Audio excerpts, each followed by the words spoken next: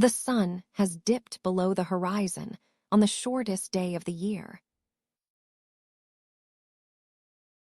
You are standing at the edge of the Salisbury Plain, a vast, rolling expanse of chalk and grass that has seen 10,000 winters. The air is sharp, a crisp, cold needle that pricks at your cheeks and carries the faint, metallic scent of coming snow. Above you, the sky is transition from a bruised purple to a deep, velvet indigo, and the first stars of the solstice are beginning to pierce through the twilight. You wrap your heavy woolen cloak tighter around your frame, feeling the coarse texture of the fabric against your hands.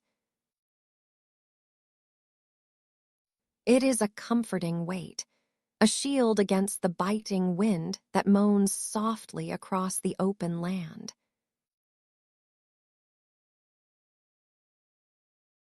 You begin your walk toward the center of the world.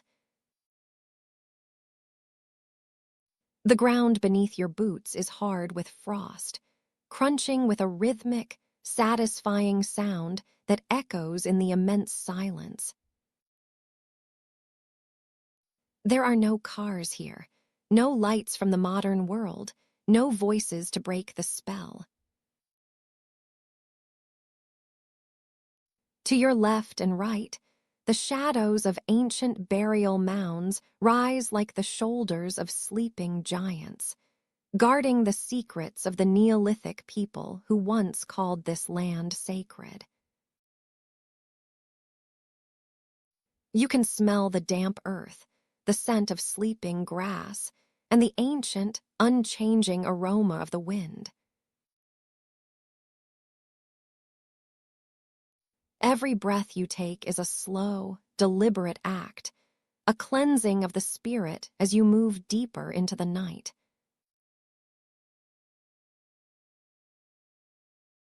Ahead of you, the silhouette of Stonehenge begins to take shape against the fading light.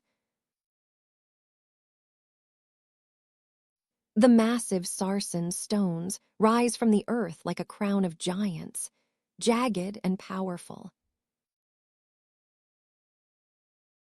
In the blue hour of the solstice, they look less like ruins and more like living things, waiting in the stillness for a word that hasn't been spoken in 4 millennia. You reach the outer ditch, the circular earthwork that marks the boundary of the sacred space. As you cross it, the atmosphere changes. The wind seems to drop, and the silence becomes heavier, more profound. You are no longer just a traveler. You are a guest in a house of time.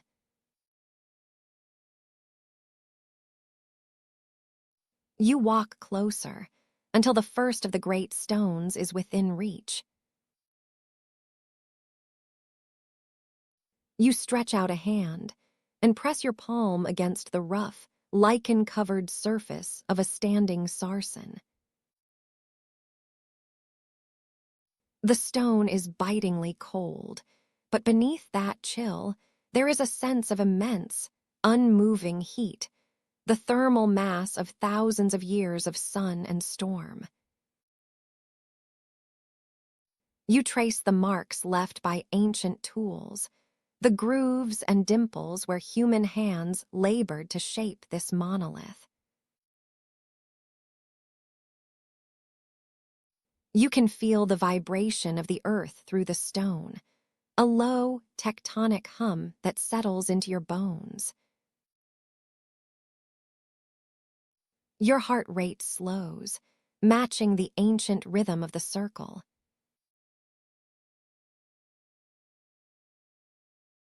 You move into the inner sanctum, passing through the monumental gateway of a trilithon.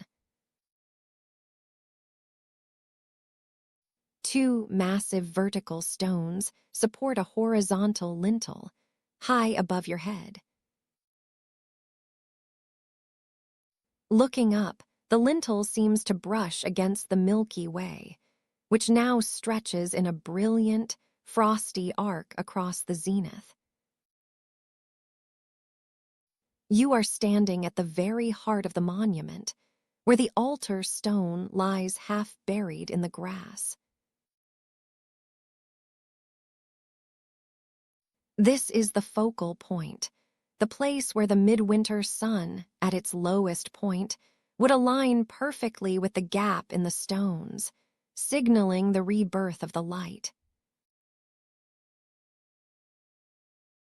You imagine the thousands of people who stood exactly where you are standing, 4,000 years ago, watching for that single, miraculous beam of gold.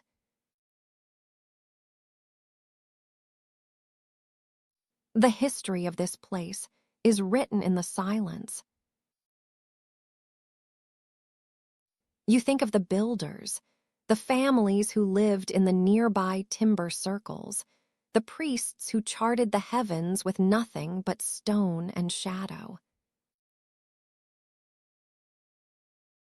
They understood the cycles of the earth, the necessity of the dark, and the promise of the return. As you stand here, the weight of their legacy feels like a heavy, warm blanket draped over your shoulders. You are not alone in the dark. You are part of a continuous thread of human longing and wonder. The stones are your guardians tonight, their massive forms shielding you from the vastness of the Salisbury Plain.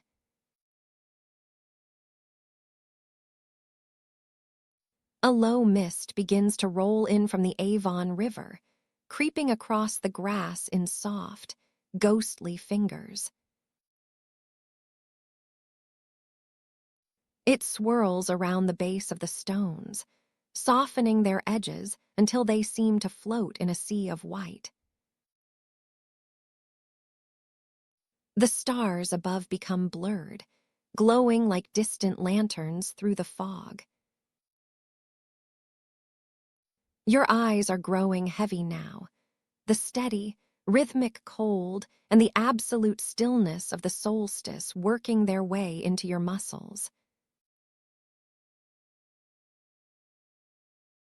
You find a soft patch of grass near the center of the circle, protected from the breeze by the towering sarsens. You lie down, pulling your cloak around you, feeling the solid, ancient earth beneath your back.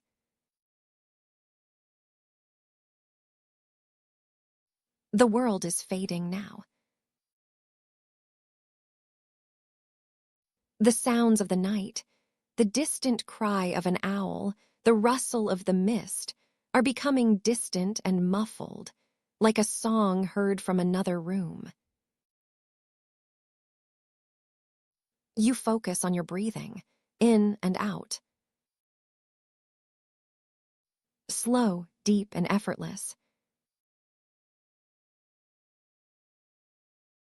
The stones stand watch above you, silent sentinels of the midwinter night, their long shadows stretching across the grass like fingers of peace.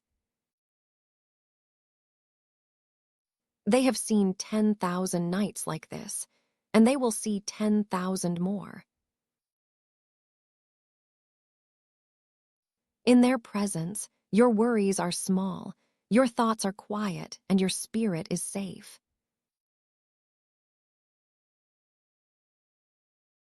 Your limbs feel heavy, as if they are made of the same stone as the circle itself.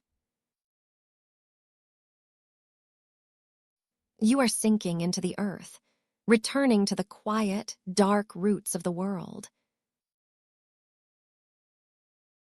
The mist is a cool silk against your brow, and the darkness is a soft, welcoming room. The year has turned. The light will return, but for now, there is only the beautiful, healing dark. There is only the silence of the stones and the deep, dreamless sleep of the solstice. Close your eyes now.